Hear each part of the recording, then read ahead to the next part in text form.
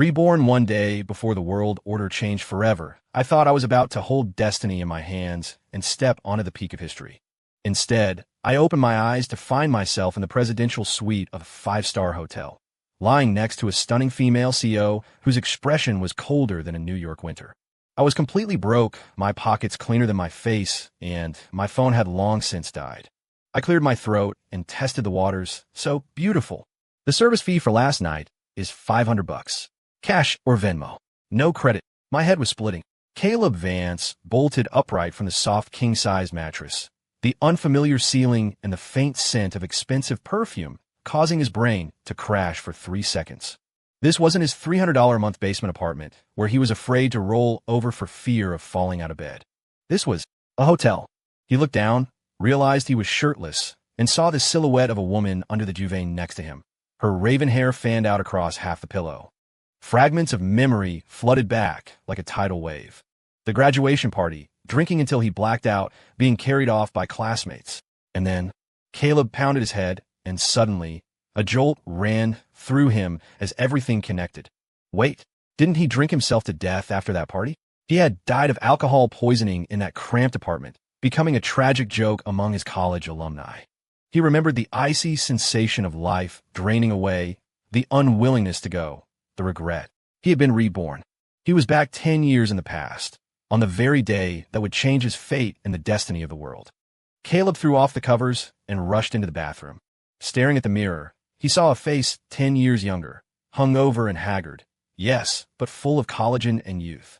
He was so excited he almost screamed. God had given him a do-over. He remembered that at exactly 2 p.m. today, a virtual reality game called Genesis would launch globally. Initially ignored, a week later it would be confirmed that in-game gold could be exchanged one-to-one for real currency, and eventually, the game's technology and skills could be brought back into reality. The world order would be completely rewritten. In his past life, he missed the window of opportunity, living in poverty while watching others ride the wind to success. This time, he would seize the initiative. He would be the one on top. As his excitement settled, Caleb remembered there was someone else in the room. He tiptoed back to the bed. The woman under the covers seemed disturbed by his movement and gently turned over. A flawless, sleeping face came into view. Her features were exquisite, like God's most perfect sculpture. Fair skin, long eyelashes trembling slightly. Even in sleep, she radiated an aura of unapproachable coldness. Caleb's pupils dilated. He knew this face. Victoria Sterling. In the next 10 years, she would become the legendary Ice Queen of American business. The sterling capital she founded would stir global markets. She was an existence countless people looked up to. In his past life, Caleb had only seen her on the covers of Forbes and Fortune. Rumors said she was cold, uninterested in men, and remained unmarried all her life. A flower on a high peak that no one could pluck. But now this high peak flower was lying right next to him. So, the first thing he did after being reborn was have an indescribable night with a future billionaire CEO. This script wasn't a bit too intense. Caleb felt his throat go dry. He started looking for his clothes and phone. He found his clothes, wrinkled and thrown on the sofa. He found his phone. The screen was black, obviously dead. His wallet contained only a few crumpled bills and his driver's license. Disaster. His starting capital was zero. He didn't even have enough money to buy the VR headset. He couldn't exactly tell this future titan of industry, "Hey, lend me some cash. I need to go save the world," could he? She'd probably have him committed to a psych ward. Just then, Victoria Sterling slowly opened her eyes. Her gaze was momentarily confused, but instantly sharpened like a knife. She sat up, the duvet slipping to reveal a shoulder as white as snow. She looked at Caleb, then at the messy bed, and a layer of frost instantly covered her beautiful face. The room temperature seemed to drop 10 degrees. "Who are you?" Her voice was as cold as her expression, devoid of emotion. Caleb froze. What should he say? "I'm your future fan?" Or, "We just made a mistake that happens in Vegas?" Looking at Victoria's gaze, which could freeze a man to death, Caleb knew any explanation would sound pathetic. He decided to double down on the absurdity. He cleared his throat, trying to look professional, plastering on a fake customer service smile. "So beautiful. The overnight fee is $500. Friends and family discount. Do you prefer Cash App or Zelle? Store policy says no credit." The air turned dead silent. Victoria's expression solidified.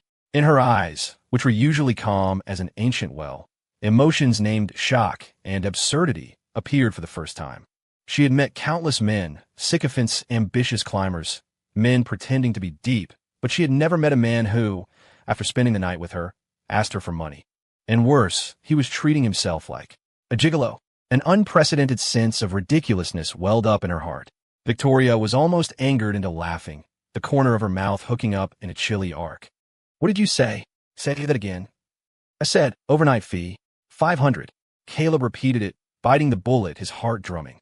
It was a desperate move, but he had to get startup capital somehow. Judging by her lifestyle, she wouldn't miss the money. Suddenly, a rapid ringtone broke the bizarre standoff. Victoria pulled her phone from under the pillow, glanced at the caller ID, and frowned deeply. She answered, her voice instantly returning to its usual calm authority. Yes, Elena. What? The Thorne family is already there? Grandfather is there too. Understand. I'm coming over immediately. Hanging up, Victoria's face looked terrible. She threw off the covers and got out of bed, putting on her clothes right in front of Caleb without a hint of shyness. Her perfect curves made Caleb instinctively avert his eyes. Once dressed, Victoria transformed back into the aloof corporate queen. She walked up to Caleb, pulled a stack of cash from her purse, and threw it on the table without counting. Here's 2,000. Is that enough? Caleb stared at the thick stack of bills, his eyes straightening. Enough? It was more than enough. You could buy the premium headset with this. Just as he reached for it, Victoria suddenly spoke. Wait. Her gaze swept over Caleb, assessing him like she was evaluating the worth of a commodity. What is your name? Where are you from? Who is your family? Caleb paused, answering honestly. Caleb Vance. Local. Parents are gone. I'm alone. Hearing the word alone, a flicker of undetectable emotion passed through Victoria's eyes. She stared at Caleb for a full 30 seconds, seeming to make a monumental decision. Come with me to a place, she said in a tone that brooked no argument. Huh? Where? Caleb was confused. City Hall. Spit take. Caleb almost choked on his own saliva. Lady, you're gorgeous, but we just met. Isn't this moving a little fast? I just wanted an overnight fee. I didn't ask you to take responsibility. A vein throbbed on Victoria's temple. She took a deep breath, suppressing her anger, and explained coldly. I need a husband. A contract husband. Today. Right now. Immediately. I need you to act out a scene with me and sign a contract. Once it's done, the $100,000 on this card is yours. After marriage, I'll give you a $10,000 monthly stipend. We only need to be husband and wife legally. We will not interfere in each other's private lives. In 1 year, we divorce, and I will give you another settlement. 100,000? 10 grand a month. Caleb felt dizzy, hit by a giant pie falling from the sky. Wasn't this better than grinding for gold in the game? This was instant winning at life. He looked at Victoria's serious expression and swallowed. Why me? Because you're clean, Victoria replied concisely. You have no background, no powerful family, and you won't bring me any trouble. And, she paused, a hint of mockery in her eyes. You love money, don't you? Problems that can be solved with money are not problems to me. Caleb was speechless. Okay, he admitted it. He loved money. Who wouldn't, after being that poor? What are the terms? What do I need to do? Caleb quickly got into character. Simple. Play the role of my husband. Appear by my side when I need you. The rest of the time, do whatever you want. Victoria pulled a prepared agreement from her bag and handed it to him. Caleb scanned it. The terms were clear, rights and responsibilities defined. For him, the party bee, it was a steal. Deal. I'm in. Caleb slapped the table decisively. Only an idiot turns down easy money. Solve survival first, then conquer the game world. Victoria seemed to have expected his agreement. She nodded and turned to leave. Bring your ID. My car is downstairs. I'll give you 10 minutes. Clean yourself up and follow me. Caleb frantically threw on his clothes, shoved the $2,000 cash in his pocket, glanced at the bank card on the table, but ultimately didn't take it yet.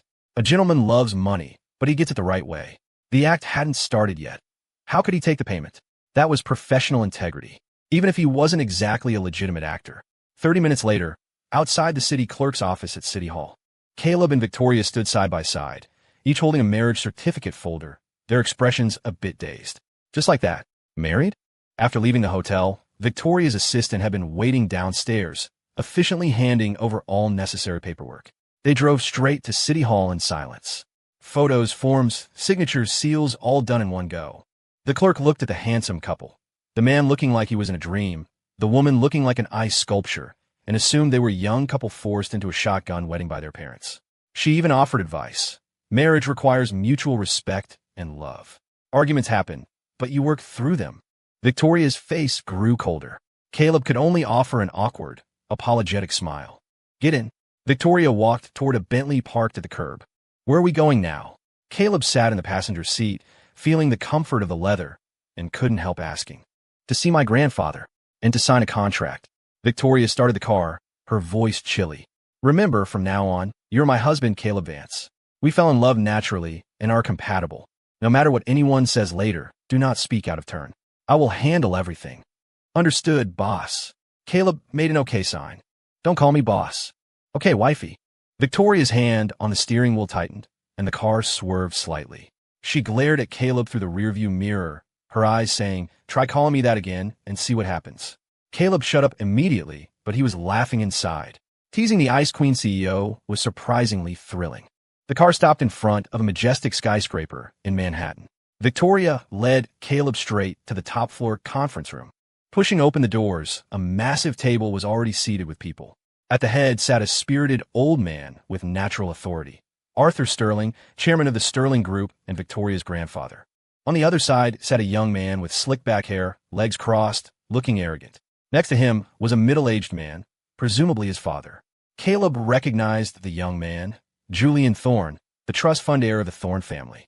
In his past life, Julian was Victoria's business nemesis, constantly harassing her until he was eventually jailed for commercial fraud.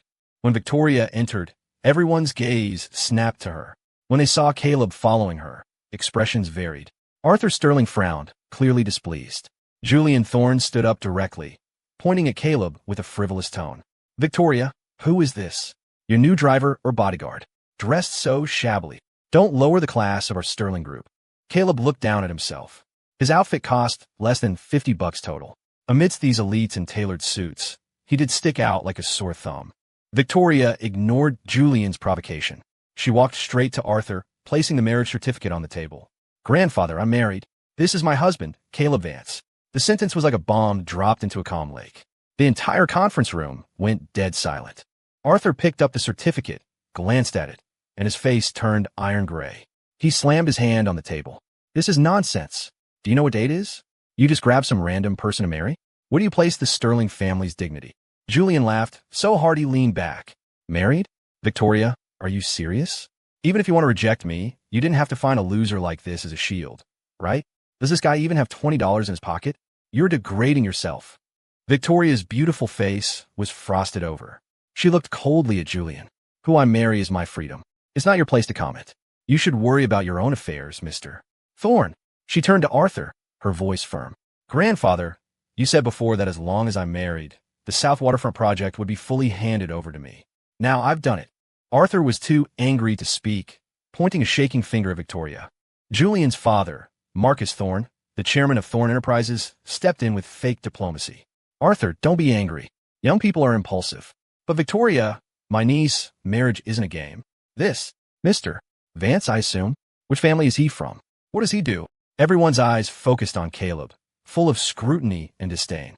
Victoria was about to speak, but Caleb beat her to it. He smiled slightly, neither humble nor arrogant. I don't have a prominent family background. Just a regular guy, currently unemployed, preparing to start a small business. His frankness choked back the insults Marcus had prepared. But Julian wouldn't let it go, sneering. Small business? Selling hot dogs? Or delivering Uber Eats? Kid, I advise you to have some self-awareness. The Sterling family's door isn't one you can enter. How much did she pay you? 10 grand? 20? Take the money and get lost. Don't embarrass yourself here. Before Caleb could retort, Victoria shouted coldly. Julian, shut your mouth. He's my husband. Insulting him is insulting me. Seeing Victoria defend Caleb so fiercely, Julian's face turned incredibly ugly, flames of jealousy burning in his eyes. Just then, the conference room doors opened, and a middle-aged man in a suit walked in. It was Mr. Harrison, the representative for the South Waterfront Project Partnership. Apologies, everyone. I'm late, Mr. Harrison said apologetically. Mr. Harrison, please sit. Marcus Thorne greeted him warmly. The negotiation formally began. Julian pulled out a meticulously prepared proposal and began eloquently introducing Thorne Enterprises' plan, promising the moon and stars. Victoria also presented her plan. While solid, It appeared conservative compared to Julian's flashy proposal.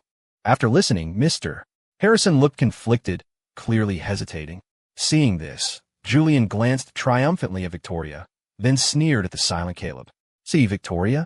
Professional matters should be left to professionals. Bringing a pretty boy here just to anger your grandfather. What use is he? Victoria's face was grim. She knew she might lose this negotiation. Suddenly, Caleb, who had been silent, coughed lightly. Everyone looked at him. Caleb seemed not to notice the stares, muttering to himself just loud enough to be heard. Strange. Didn't the City Planning Commission release a zoning amendment 3 months ago stating that to protect the wetland ecology near the south waterfront, no commercial buildings over 50 meters are allowed within a 3-mile radius for the next 3 years? Why does this plan have an 80-story commercial center? His voice wasn't loud, but in the quiet room, it reached everyone's ears clearly. Mr. Harrison's face went pale instantly. Julian's expression froze, as if someone had dumped a bucket of ice water on him. Victoria whipped her head around to look at Caleb, her eyes full of shock. That news had been posted in an obscure corner of a municipal website 3 months ago. Because it didn't involve the core business district, almost no one noticed it. Her own team had only dug it up 2 days ago after exhaustive research. Julian's team had clearly missed this fatal detail. But Caleb, this man she thought was just a broke nobody. How'd he know? You're talking nonsense. What zoning amendment? I never heard of it. Julian shouted, trying to mask his panic with aggression. But Mr. Harrison had already pulled out his phone and was searching rapidly. Seconds later, his face turned grim. He looked up, staring coldly at Julian. Mr. Thorne, I think you owe me an explanation. If Mr. Vance hadn't reminded us, and my company invested based on your proposal, we would have lost everything. Is this how Thorne Enterprises treats its partners? Marcus Thorne's face turned white. He glared viciously at Julian and stood up to apologize. Mr. Harrison, it's a misunderstanding. Absolute misunderstanding. It was an oversight by our team. No need to explain. Mr. Harrison waved his hand and turned directly to Victoria. Ms. Sterling, let's go with your proposal. Your company's diligence and responsibility have earned our trust. We can sign the contract today. Victoria suppressed the storm in her heart, stood up, and extended her hand with a smile. Mr. Harrison, it's a pleasure doing business. A negotiation that was destined to be lost had been instantly turned around by a casual remark from Caleb. The Thorns left the conference room in disgrace. Before leaving, Julian shot a look at Caleb filled with venomous hatred. Only the Sterling family and Caleb remained. Arthur Sterling looked at Caleb, his gaze complex. He had thought this guy was just a shield his granddaughter found, but it seemed he had some substance. How did you know about that planning document? Arthur asked in a low voice. Caleb scratched his head, putting on a simple, honest grin. Oh, I like reading the news online. I read all sorts of random stuff. I just happened to see a while back and remembered it. Bullshit. Both Arthur and Victoria thought the same thing. But they couldn't find another reason. It wasn't like he could predict the future, right? Fine. A very convenient happened to see it. Arthur gave Caleb a deep look. Victoria, since you're married, the South Waterfront project is yours. But I want to see results. If you screw this up, both of you, get out of the Sterling family. With that, Arthur left, leaning on his cane. In a massive conference room, only Caleb and Victoria remained. Victoria walked up to Caleb, her icy eyes staring him down, trying to see through him. Who are you, really? Your husband, Caleb replied with a cheeky grin. Don't play games with me. Victoria's voice held a trace of suppressed anger and confusion. Don't tell me you really just saw it on the news. My professional team took days to find that obscure municipal file. Then I guess I just have good luck. Caleb shrugged, acting like a dead pig unafraid of boiling water. He couldn't exactly say he was a time traveler. Victoria watched his roguish behavior, her chest heaving with anger. She realized that her prideful calm and logic were easily shattered in front of this man. She took a deep breath and squeezed out a sentence through gritted teeth. Come home with me. Victoria's home was a penthouse in one of Manhattan's most exclusive buildings. When Caleb stood with his battered suitcase, containing only a few changes of clothes, in front of the floor-to-ceiling windows overlooking the skyline, he once again felt the disparity of the world. I'll just take the guest room downstairs, Caleb said with self-awareness. No, Victoria refused coldly. Starting today, you sleep in my master bedroom. Huh? Caleb was confused. Is that appropriate? We're a contract marriage. Didn't we agree not to interfere with each other?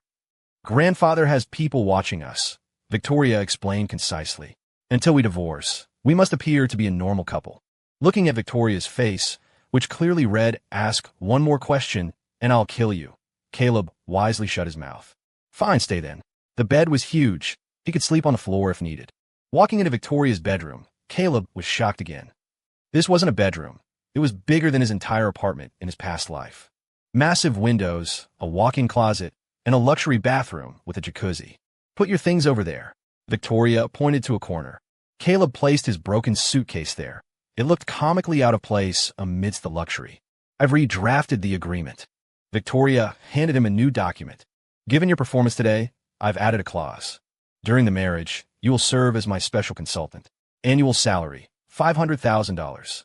The $100,000 we discussed earlier has been transferred to you as an advance. She tapped on her phone. Moments later, Caleb's phone buzzed with a notification. Your account ending in XXXX has received a deposit of $100,000. Staring at the zeros, Caleb's heart pounded traitorously. He swallowed and looked at Victoria. Why? I need your luck. Victoria said straightforwardly. I don't care if it's really luck or if you have some channel I don't know about. I only care about results. As long as you can help me, money is not a problem. Caleb understood. This Ice Queen was a thorough pragmatist. His move today showed her his utility. Deal. Caleb dropped the cheeky expression and nodded seriously. Here are your keys and the key card. Victoria tossed him a set. The housekeeper handles meals. You are not allowed to bring outsiders here without my permission. Also, stay away from my closet and study. With that, she took her files and went into the study, leaving Caleb alone in the gigantic bedroom. Caleb lay on the incredibly expensive mattress, staring at the ceiling, feeling like he was dreaming. Reborn on day one. Flash married a gorgeous CEO and became a $100,000 heir. This life was too surreal, but he hadn't forgotten his main mission. He pulled out his phone and immediately searched for the Genesis VR headset release info. Official store price $1,999. Limited global release at 2:00 p.m. today. He checked the time. 12:00 p.m. Plenty of time. He placed the order immediately. With the most important thing done, Caleb's stomach growled. He walked out of the bedroom. A housekeeper in an apron was cleaning. Mr. Vance, lunch is ready, she said somewhat timidly. Thanks, just call me Caleb, he smiled. The table was set with gourmet dishes that looked like art. Caleb didn't stand on ceremony, devouring the food. He was starving. Halfway through, Victoria walked out of the study holding a stack of files.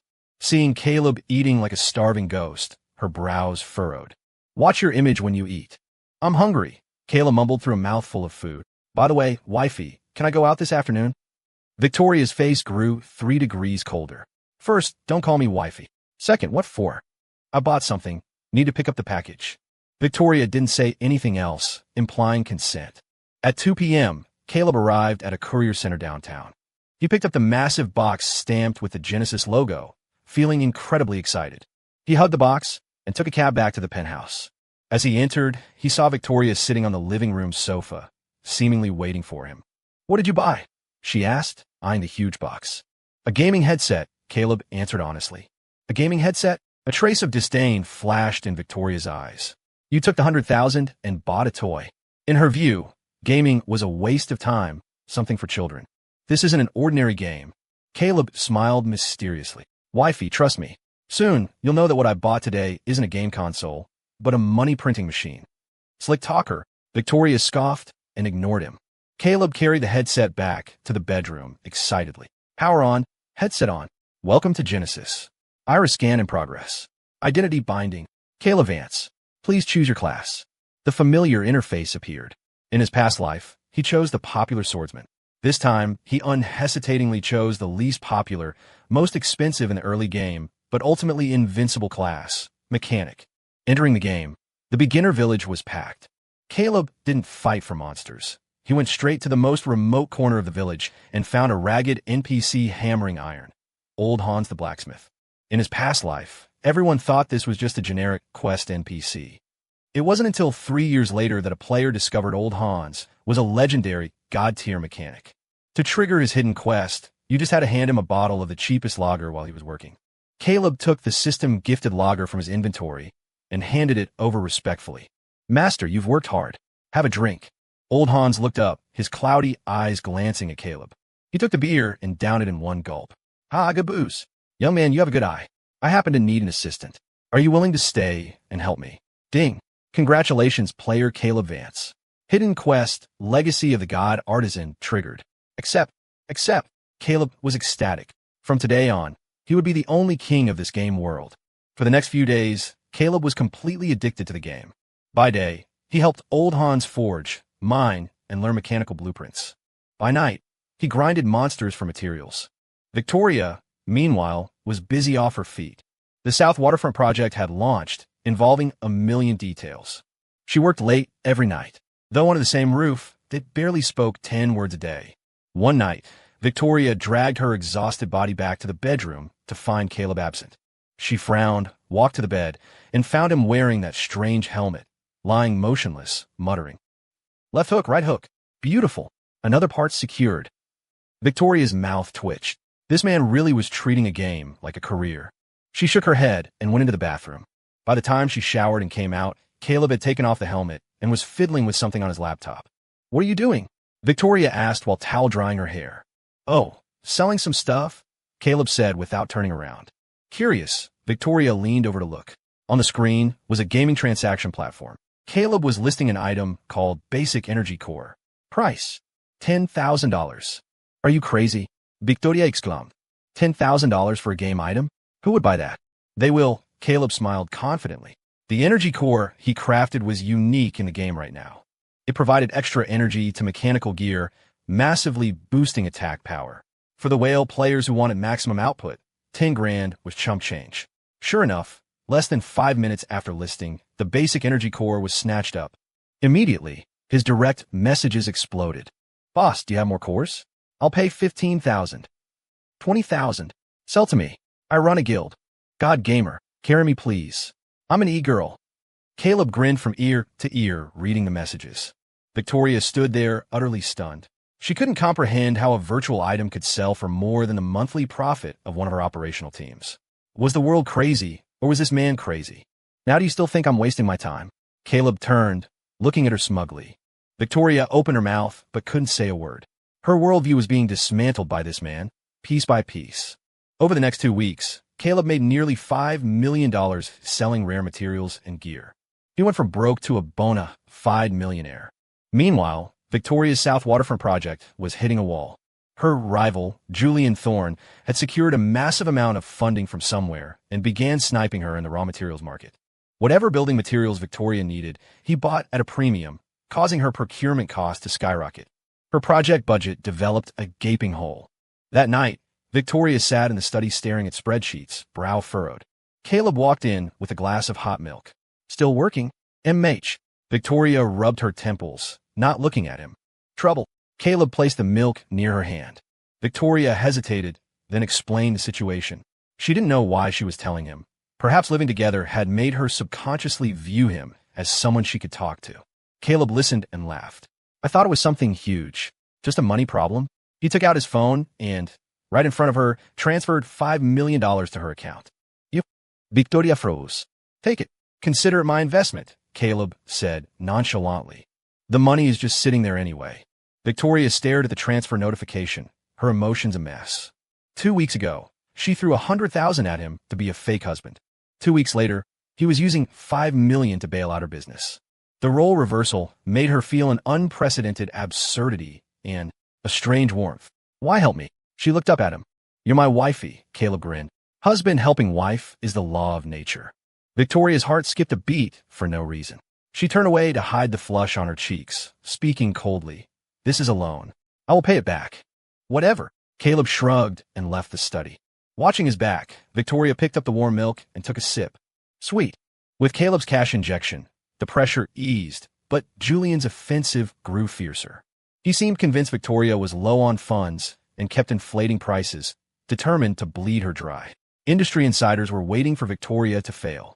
Just when everyone thought she would fold, a piece of earth-shattering news detonated globally. Genesis officials announced that in-game gold could now be exchanged one-to-one for real currency. The game world went insane. Gold prices skyrocketed, and Caleb, the biggest material hoarder and gear merchant in the game, held a stash of gold that amounted to an astronomical figure. He immediately liquidated half his holdings, cashing out $50 million. When Victoria saw the string of zeros in Caleb's bank account, she was numb. She felt the worldview she had built over 20 years crumble into dust. Business genius? Capital queen? Compared to this man who made a fortune playing games, she was a joke. Is the money enough now? Caleb asked with a smile. Victoria was silent. What could she say? With his terrifying war chest, Julian Thorne's maneuvers looked like a clown's performance. Victoria launched a counterattack. You raise the price? I'll raise it higher. You hoard stock? I'll buy the entire market. Within days, Julian realized he hadn't dragged Victoria down. Instead, he had tied up all his company's liquid assets in overpriced materials. Then, because Victoria stopped buying, the material market prices collapsed. Thorne Enterprises instantly fell into a massive financial crisis. Marcus Thorne was frantic. He dragged Julian to the Sterling penthouse to beg Arthur Sterling for mercy. In the living room, Julian had lost his arrogance, standing pale-faced. Arthur, for the sake of our years of friendship, please ask Victoria to have mercy. The Thorne family. We surrender. Arthur didn't speak, looking instead at Victoria and Caleb, sitting nearby. Victoria was expressionless. Caleb was leisurely peeling an apple, as if none of this concerned him. Julian watched Caleb's relaxed demeanor, hatred and jealousy spilling over. He blamed all his failures on this man who appeared out of nowhere. He suddenly rushed at Caleb, screaming red-eyed, "It's all you. If not for you, useless trash, how would I lose? What sort of black magic did you use?" Caleb stopped peeling the apple. He lifted his eyelids, glanced at Julian, and said indifferently, "If you lose, accept it. Blaming others is what the weak do." He handed the peeled apple to Victoria. She took it naturally and took a small bite. This intimate gesture snapped the last string of Julian's sanity. "I won't accept it. Victoria, you're driving the Thorne family to extinction for this pretty boy. Business is war. Win or lose on your own merits." Victoria replied coldly. "When you were sniping me, you didn't plan on leaving me a way out." Seeing no hope, Julian snapped completely. He pulled a fruit knife from his pocket and lunged at Caleb. "If I die, you're not living either." Everyone froze. Victoria turned pale, instinctively moving to shield Caleb. However, Caleb was faster. He sidestepped, easily dodging the knife, flipped his wrist, locked onto Julian's arm, and twisted hard. Crack! Arr! Julian screamed as the knife clattered to the floor. Caleb shoved him back, sending him sprawling. The whole sequence was fluid as water, fast as lightning. The living room was deadly silent. Everyone looked at Caleb like he was a monster. Wasn't he a shut-in gamer? How did he have those moves? Caleb clapped his hands as if dusting off a minor nuisance. He looked at Julian wailing on the floor and shook his head. Rage born of humiliation is the final cry of the incompetent. Police arrived quickly, taking Julian away for assault with a deadly weapon. The Thorne family was finished. After the storm, the atmosphere in the Sterling house shifted. Arthur looked at Caleb not with scrutiny, but with appreciation. And Victoria, her gaze toward Caleb became increasingly complex. This man was a puzzle. You think he's broke? He pulls out millions. You think he's lucky? He predicts market trends. You think he's a weak nerd? He takes down an armed attacker without sweating. How many secrets did he have? That night in the bedroom, Victoria came out of the shower to see Caleb putting on the helmet again. She didn't scoff like before. Instead, she sat quietly on the edge of the bed, watching him. After a long while, Caleb took off the helmet and saw her. "What's wrong? Why are you staring at me?" "Caleb," Victoria's voice was soft. "We are still a contract marriage, right?" "Of course." Caleb nodded. "The agreement is clear. We divorce in a year." Hearing this, a wave of disappointment inexplicably washed over Victoria. She fell silent for a moment, then suddenly asked, "What if I said I didn't want a divorce anymore?" Caleb froze. He looked at Victoria. Under the warm light, her usually icy face showed a rare flush of shyness. Caleb's heart was in chaos too.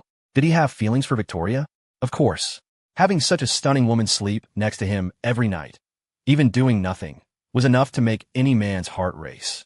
Moreover, watching her focus on work, her resilience against trouble, and her occasional exhaustion, he had stopped seeing her as just a cold business partner long ago. But they started as a transaction. "Give me some time to think." Caleb didn't answer immediately. Victoria nodded, said nothing more, and lay down with her back to him. That night, neither of them slept. The next day, an unexpected person sought out Caleb. It was Arthur Sterling. The old man invited him to a classic tea house. Caleb, Arthur poured him a cup personally. I know about you and Victoria. Grandfather, no need to explain. Arthur waved his hand. I'm not here to scold you. I just want to ask one thing. Are you sincere about Victoria? Caleb was silent. That child, Victoria, has carried too much since she was little. Her mother died early. I pinned all my hopes on her, forcing her to learn management finance, molding her into the perfect heir. But she lost the joy of childhood, lost the right to fall in love like a normal girl. She looks strong and cold on the outside, but inside she is more fragile than anyone, craving warmth. Over the years, I introduced her to many young elites, but she liked none of them. I could tell. They didn't love her. They loved her status, the sterling fortune. Arthur sighed, his eyes full of guilt and love. Until you appeared, you are different from them. You don't fear her. You don't flatter her. You even dare to act like a rascal with her. You treat her like a normal woman. I can see that when she is with you, she is relaxed. She smiles. She hasn't smiled like that in a long time.